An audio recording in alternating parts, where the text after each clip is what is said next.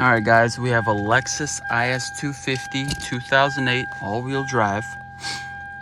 And here's the symptom. No crank, no start. Depress the brake pedal.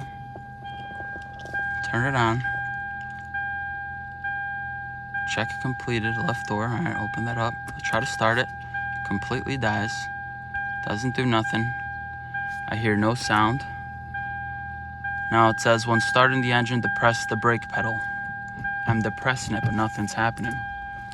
So I tested voltage down here to the brake pedal switch. I was getting no voltage in there. And then on top of that, I try to plug in my OBD2 port and nothing here.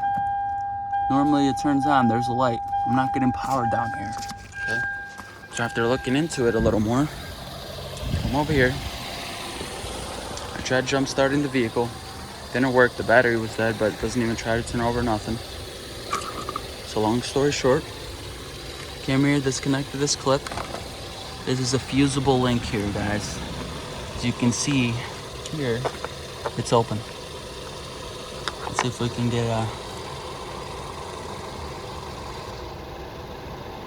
clean shot here for you guys. There you go.